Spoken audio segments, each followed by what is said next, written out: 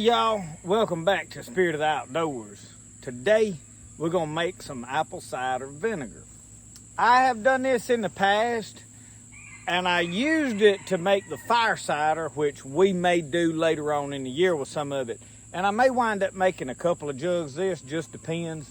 But what I'm doing is, the reason I'm making apple cider vinegar, for the biggest reason, is I have apples that the birds has pecked on, squirrels have eat on, they're laying on the ground, and I can cut that where they have eat off and use the other portion of the apple, because you got to cut it up in chunks anyway. So what we're gonna do is, we got an old bucket and we're gonna pick up all these apples off the ground, and I've already got some picked from the other day up there in my wash tub, and we'll go check on them, and then we'll start making this out. It's very simple to make, really easy, so I think anybody could do it. Y'all hang with us.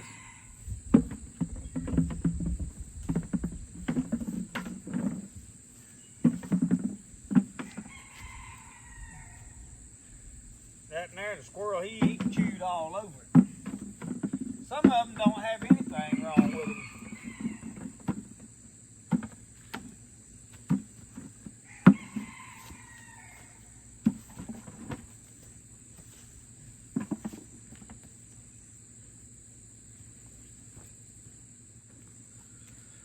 All right, I about got what I want right here.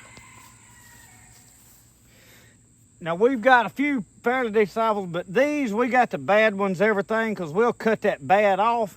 Now this stuff where it ain't bad and it's just eat, really that ain't hurt. I'll probably cut it off just because it's a little cleaner. But for the most part, for what we're doing, that's not gonna hurt anything, but we'll be cutting all the bad off.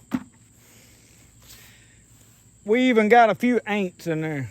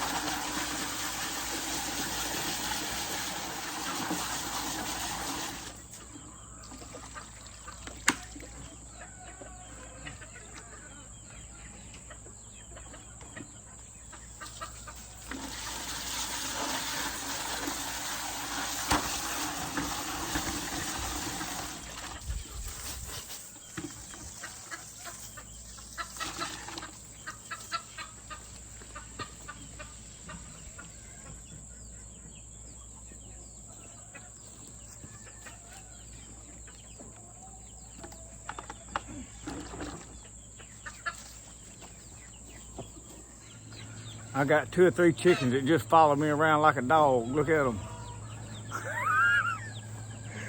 Oh, Lord. I had a few already from out here. They're gonna roll off the table on me. So these that are whole, I'm probably gonna leave them. I'm just wanting to use the bad ones that my wife ain't gonna use for nothing else. So I'm throwing my scraps in there. And y'all, this, you can use apple peelings. So we're just gonna cut this up in chunks and put it in there. It's not rocket science. I mean, it's science, but it ain't that hard, you know what I mean?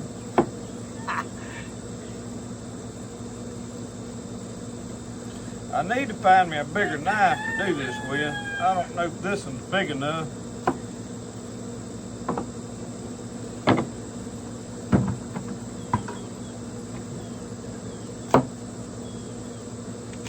It's the one that was laying here. I'll tell you what I am doing. This is my bowl of vinegar that I had vinegar in when we was canning them tomatoes, and everybody kept, or that meat, and everybody's, oh, you gotta have vinegar. I had it, you just didn't know it. And this is my coffee filter. We'll put that over the top. And I got some rubber bands on my, and that's what I put around it. I got two in case one of them broke. Looking for my Uncle Sasquatch meat cleaver. My buddy Uncle Sasquatch made this and sent it to me.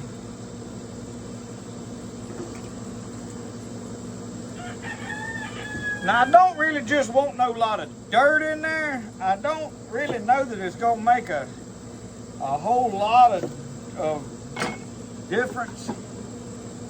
I've made this like 2 or 3 other times. You can use the cores, the peelings, about whatever part of the scrap apple you ain't going to eat.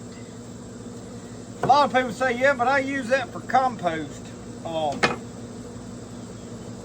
I'm just trying to get anything rotten out of it just because, and it's going to rot anyway. This is going to ferment in there, and so it really probably ain't going to hurt nothing, but I don't want it looking bad for the video. Come on.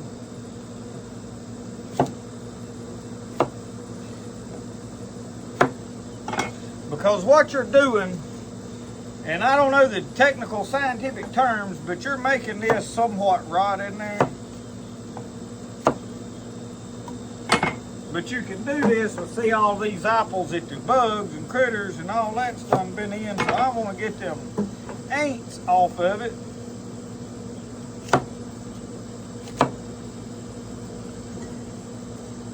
So I'm just cutting it.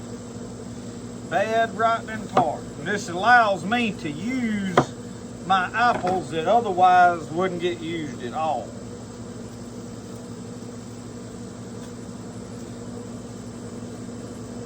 And that there is rotted almost all the way through. I ain't even gonna fight with it because I probably have more than enough.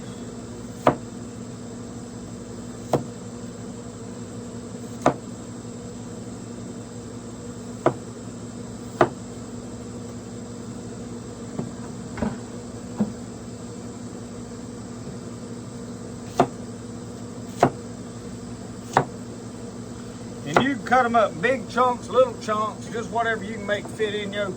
And I don't want no bunch of flies getting in there, so I'm gonna cover that up. These whole apples I'm saving for my wife, because she'll use them. She's gonna make us some, I don't know what all out of them. So I'm gonna set all these solid ones I picked up over here out of the way. She won't even touch one that's just got a scratch on it like that. So I don't mind. I'll put it in what I'm doing. I'm not gonna let them little critters rob and steal all of my apples and me not get none. So let me get all these cut up, and in there I know I'm boring y'all to death. Y'all don't want to sit here and listen to me just talk. I ain't funny. I'll pick you back up when I get all these cut and ready to go in there.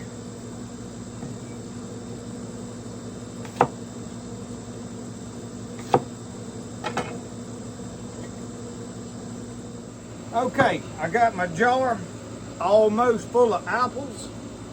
You see they cut all up in there, just packed all down in there. So now I have got, and I'm fighting the flies over everything, I've got about a cup of sugar. Just regular old granulated sugar.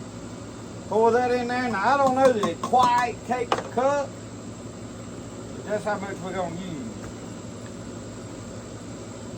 And then you pour this off. This is distilled water. It's just better because it ain't got a lot of chemicals and stuff in it. Alright, so we got that right up to the top. Now you want to be able to let it breathe, so that is why I had these rubber bands, and they about to cut my wrist in two, but I was scared one of them might break while I was doing this, and I needed a backup, and I had to get them out of my building down there where I was working. So this can exhaust through this coffee filter. It's not like trying to make sour mash where you gotta let it air bubble and you can't let air get back to it. The air ain't gonna hurt it. You basically want to keep out flies and gnats and stuff like that. You don't want any impurities getting in there to sour your stuff. So, y'all, it is just that simple. Now, we will wait about 4 to 5 weeks. It takes roughly around 30 days for this to make.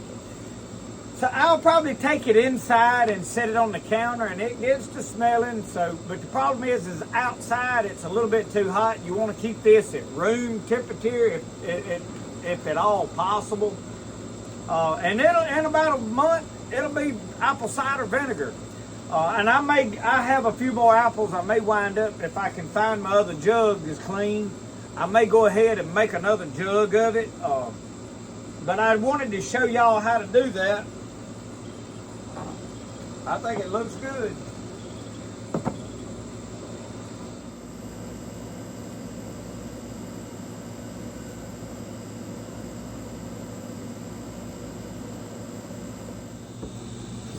So y'all, it was just that easy to make this.